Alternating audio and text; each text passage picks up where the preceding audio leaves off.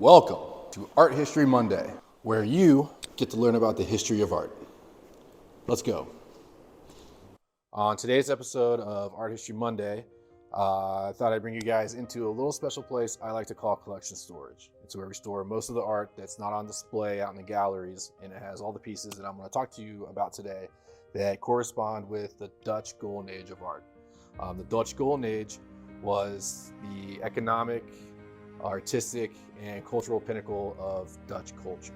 And that's largely in part due to the rise of the Dutch East India Company, which went all around the world, sold goods, brought goods back, and had just an influx of money and wealth that they hadn't seen before. What happens when you have a bunch of money?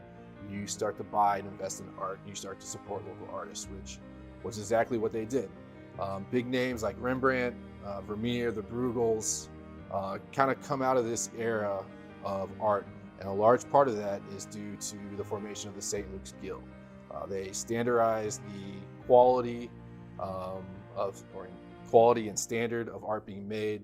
They set up the process of apprentice and master, and how you can rise up through the levels and gain patronage and success that way. So we're going to talk about a few of the artists that were part of that guild and how they learned from Rembrandt and made their own style and established their own career. So let's get started.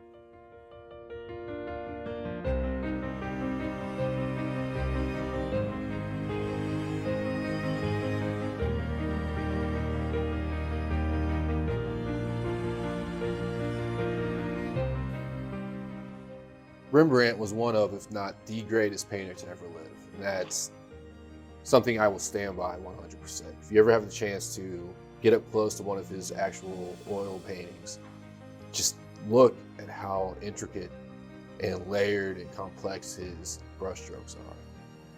Now, this is an etching, and you can still see his just mastery of the medium. He conveys, psychological depth with his, self-portrait, with the way he gazes out. He's kind of looking at you, but he's not looking at you, but you also catching him in the act of writing. Maybe he's writing a diary or a journal, an autobiography. It is a self-portrait. But this is our Rembrandt, and he set the standard for all Dutch artists. And they're all just trying to chase him.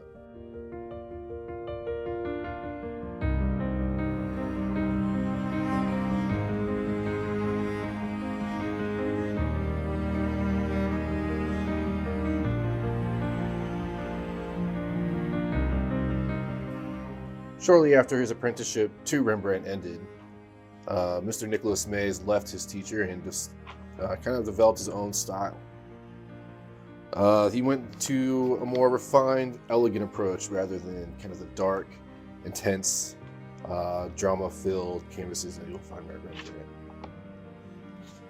He kind of focused on the everyday life, which was kind of new at the time, to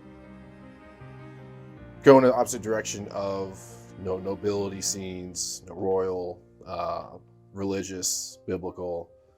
But today, in our collection, this is not an everyday woman. This is Mary Stuart of Orange. And she's kind of a big deal because her dad was King Charles I of England. And then she married William Orange II. And then they had a kid named William Orange III, if you couldn't guess that. She dies when she's 32. Her husband died before her, but thankfully for the family legacy, William III goes on to become King of England and Great Britain. But yeah, just take a close look at Gerard Dou, an early student of Rembrandt, was particularly taken to his master's use of chiaroscuro and dramatic lighting effects.